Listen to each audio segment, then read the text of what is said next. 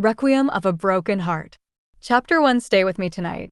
Come on, just one more time, came a low, commanding whisper, the words dripping with urgency. Drained and slick with sweat, Rachel Marsh felt her body being lifted once again. The movements were quick, driven by a pressing need. Despite the rush of the moment, she managed to gather herself, lifting her head just enough to speak. "What if we stop using protection?" she said quietly, her voice soft yet earnest. "I've been thinking. I want to have a baby."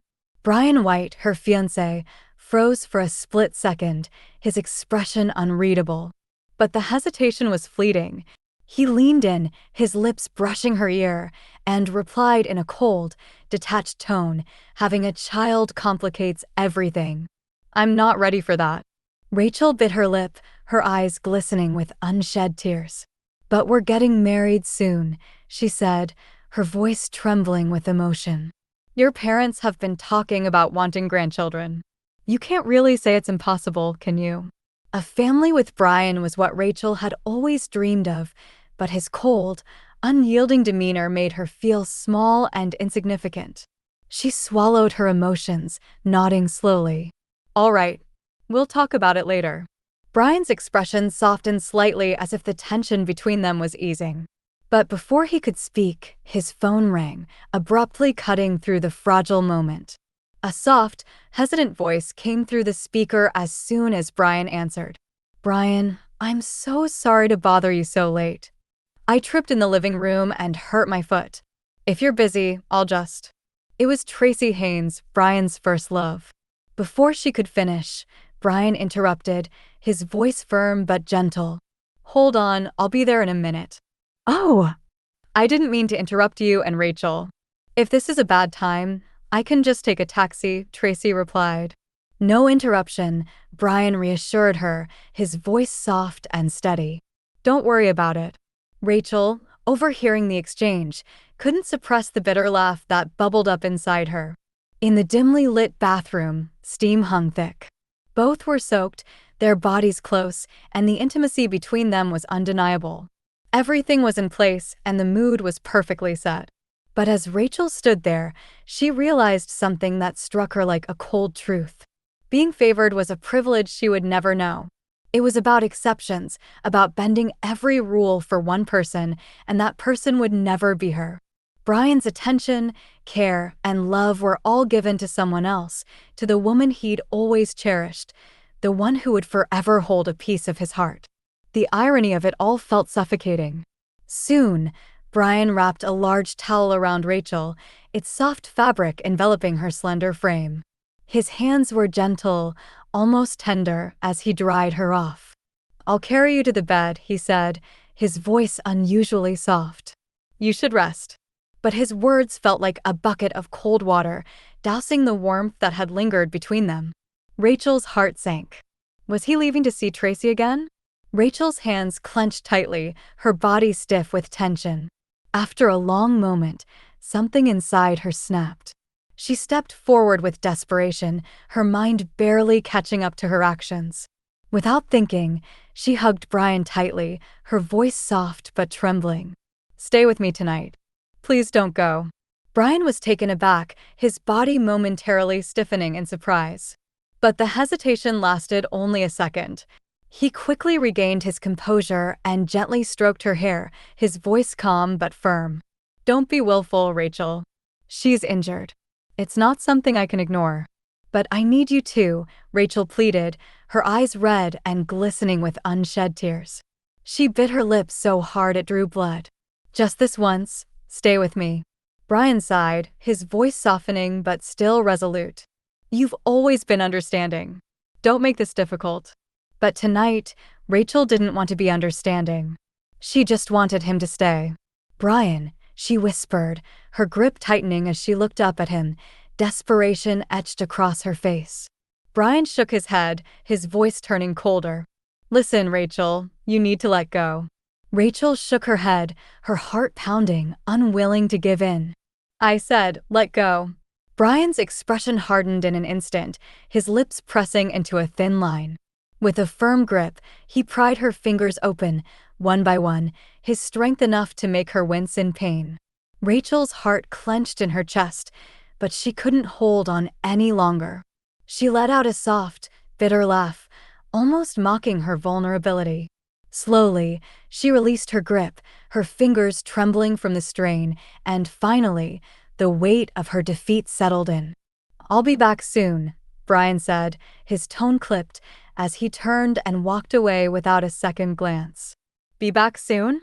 Those words felt empty, like something you'd say to comfort a child. Tracy had called him countless times before, and he'd always gone to her. He never came back soon. As Rachel stood there, the truth settled over her like a heavy blanket. Brian didn't want her to have his child, likely because of Tracy. After all, she was the one who had always held the key to his heart, the one he cherished deeply, the woman he couldn't let go of, the one whose memory would never fade. She was his first love, the kind of love that never really ended. So, of course, he treated her like a treasure, even if it meant ignoring Rachel's needs and desires. After a long, numbing moment, Rachel turned and walked to the bathroom. She stepped under the shower, letting the water wash over her, though it did little to cleanse the heaviness in her chest. When she finally crawled into bed, the sheets felt cold and unwelcoming. No matter how she tossed and turned, the bed refused to warm up. It was as if the emptiness beside her had seeped into the very fabric of the room, leaving her alone in the chilling silence. At 6 in the morning, Rachel was jolted awake by the ringing of her phone. Groggily, she picked it up and saw the name of Debbie White, Brian's mother, flashing on the screen. "The wedding date has been set." Debbie's voice was as cold and clinical as ever. 3 months from now, it's a good day for a wedding." Rachel knew Debbie wasn't calling to consult. She was calling to inform. "I'm calling to remind you to get your parents ready," Debbie continued, her tone clipped. "Although my family is wealthy, we're not fools. Don't think you can just earn a fortune from this marriage." Rachel tried to keep her voice steady. "Okay, I'll let my dad know. Don't worry, I won't ask for a penny from you." But Debbie was far from satisfied. A mocking laugh echoed on the other end of the line. "Indeed, you're not worthy of a penny." Rachel held back her frustration, listening without offering an explanation. She knew better than anyone that even if she asked for money, it would end up in the hands of her indifferent father and cruel stepmother, people who never truly cared for her. "I really don't know what Brian sees in you," Debbie added before hanging up, her frustration boiling over. "You're poor, low-class, and utterly unremarkable. If it hadn't been for Brian's insistence and his grandma's approval, I would never have agreed to this marriage." Rachel stared at the phone, her hands shaking slightly. A bitter smile curled at her lips, tinged with sadness. Her engagement to Brian felt like a dream, one she could hardly believe was real.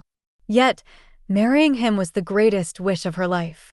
When Rachel was 15 years old, her stepmother had taken her to what she claimed was a gathering of high society.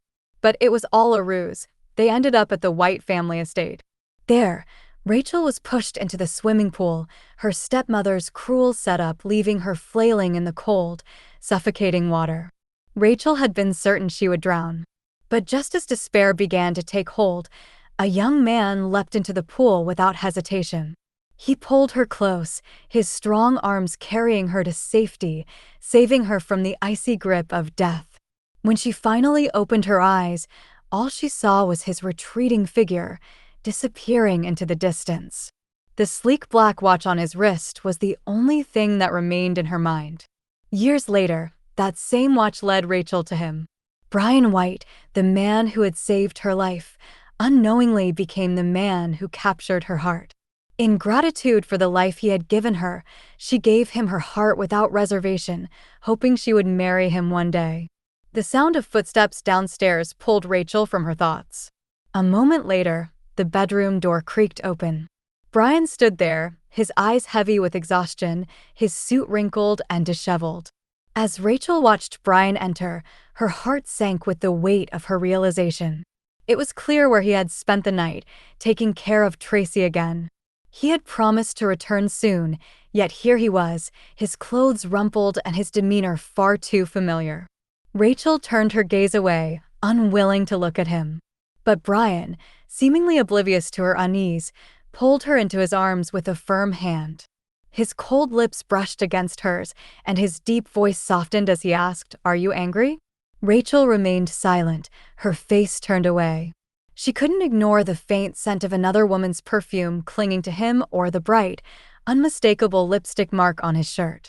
The mark, undoubtedly Tracy's, felt like a needle piercing her heart. "Do you still love Tracy?" Rachel's voice was soft but steady as she finally looked at Brian, her eyes searching for the truth. Brian pulled her closer, his embrace tight. "What are you thinking?" he murmured, his voice low and reassuring. "Tracy is special to me, but it's just friendship, nothing more." Rachel didn't respond to Brian's reassurance. She simply gazed at him, her heart heavy with unanswered questions. Slowly, her voice breaking the silence, she asked, "What about me, Brian? Do you love me?"